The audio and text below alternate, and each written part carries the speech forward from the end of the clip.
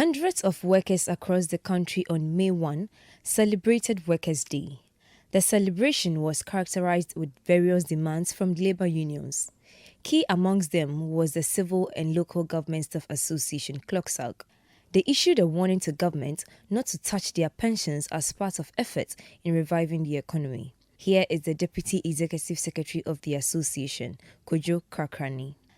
At this point in time, where the country has been thrown into a crisis to the extent that pension arrangements are being threatened, even though the contributory three-tier pension scheme has begun to yield positive results, it is very relevant and significant to maintain the existing pension structure.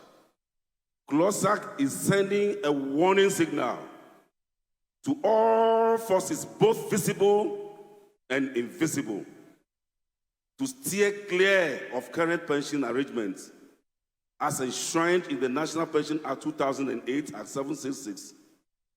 He who has ears, let him hear this message. CLOGSAG is sending a warning signal to all forces, both visible and invisible, to steer clear of current pension arrangements as enshrined in the National Pensions Act 2008 at 766. He who has ears, let him hear this message. The 2023 May Day celebration was under the theme, Protecting Income and Pensions in an Era of Economic Crisis, Our Responsibility.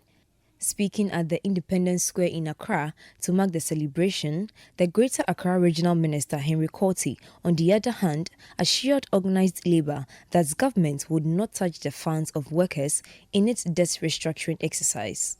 Be assured that government is committed to the reforms to ensure better wages and salaries and pensions of the Ghanaian worker. We would like to allay your fears about the speculations that the government wants to touch workers' pensions. May I repeat this part? We would like to allay your fears about the speculations that the government wants to touch workers' pensions. It is our responsibility to ensure that the Ghanaian worker is properly rewarded and retired honorably after many years of toil. The government is still committed to the MOU signed in December 2022. On behalf of organized labour, the Greater Accra Regional Secretary of the Council of Labour, Frida Frimpong, says the government must consider cutting down on expenditure in non-essentials, such as funding to the National Cathedral, to help save the economy from collapse. The IMF provides ample evidence that the IMF-sponsored programs and policies cannot change our economic circumstances. Another IMF program will only impose more economic burden on us. We have to change the situation ourselves.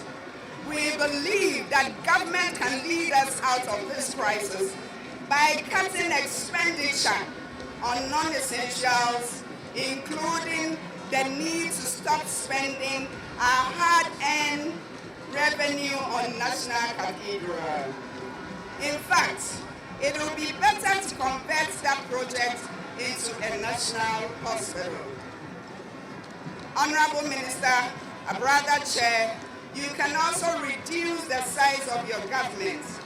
Ghana has too many ministers and deputy ministers. Revenue mobilization efforts should be intensified, but we caution against the excessive use of aggressive taxes which impose a disproportionate burden on local businesses and on poor people in society.